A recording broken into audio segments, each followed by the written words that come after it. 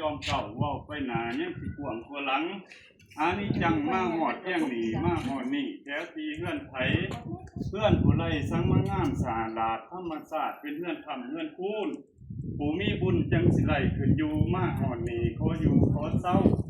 คอยสีน้องเครื่องผลของขับมาหมอบให้เป็นสิริมงคลโอ้ล้านโอ้ล้านโอ้ล้านไปได้นอกมากกว่าสามสละอาทองคำราคามุ่งใจหมู่เดี๋ยวพระเจ้าบอก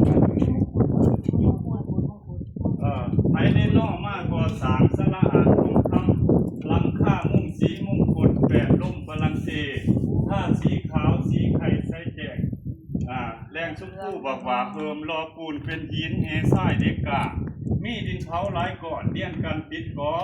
ปูนเฮทรายห่อหุ่มแข็งกะแกนดีถ้าสีขาวสีไข่สีทะเลสายแจ่มข้ามมุ่นมุนเคยท้องขันเลยก็กายเกยทางขึ้นคลองตามีทั้งต้นดอกไม้อีกของข้างเกี้ยว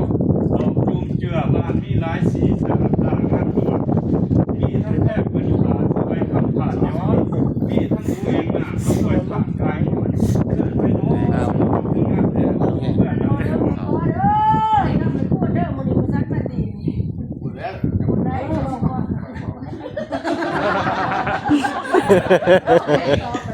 ไม่ใช่นอกเท้าเดินทางมันเป็นป่าเมื่อยหรือว่าเจ้าเป็นพ่อข้ามหาสื่อสิ่งของทั้งมาหลายกะรอทั้งมาหลายกะรอแบกหาทุ่นหัวจูงกันมาเป็นสายผ่านมาสร้างปีไปจังไรมาจังไร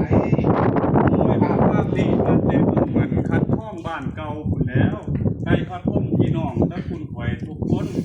ย้อนบ่มีบอนส่วนหมุนปลาน้ำหนาผ้าไผ่พ่นเสนาเที่ยวหามาสางเดินทางมาหลายมือเห็นดินดำลำซุ้มว่าอย่างมาอยู่สางเมืองบ้านให้อยู่เย็นอยู่ทั้งที่ปลาไห้ยังมีนาบ่น้อปลาหน้ายังมีขวางอยู่บ่น้อปลาเลี้ยงสางงัวกล้วยยังมีหลายอยู่บ่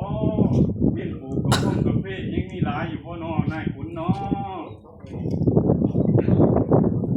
ยังมีอายุบ่อึดบ่อยากที่ยังจักจางปลาให้ก็ยังมีนาปลาหน้าก็ยังมีพวกปลาเลี้ยงสร้างงัวกล้วยก็ยังมีหลายอยู่ก่อนปลูกกะปิป้าเอ้ย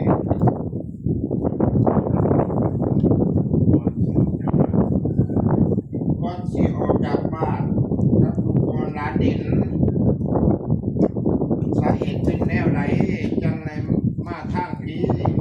เดี๋ยวเจ้ามีมันหาศัตรูมาบางเบียดหรือจะเครียดให้บ้านควรจับบาบุรีสันบอกของผ้ามือย้อนว่านำความลงสามพันเกิดบ่เกิดเคยให้ไหล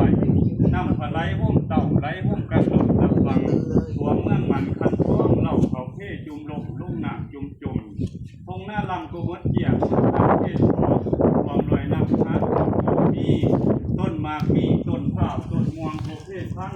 ปูมูซัดหัวกล้วยสางไปนั้นทางนี้จ่อยเลือดเจ้าห้อยแปลนเฝ้า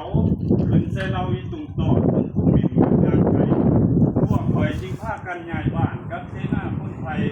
เด็บเอาพร้อมเครื่องใส่ค่อยเพชรแหวนคำน้ำมือซัดที่ยังเหลือหมูงัวกล้วยสางเดินนั่งลงนอนใหม่บูปลาเล่าแสนยานบูปลาเล่าเข่าฟางอ่อ3 เดือนผลผ่านมานอนไปตามทงหญ้ามองมุนพ้นทุกเดินไปตามผู้พาปลามาแง่วนิ่งงอพ่อแต่มาถึงบ้านเพิ่นเงินซ่านพอส่วนพงเนเด้อพอกินเขาเลยน้ำเจ้าโซข้าวกันแต่ว่านายเลย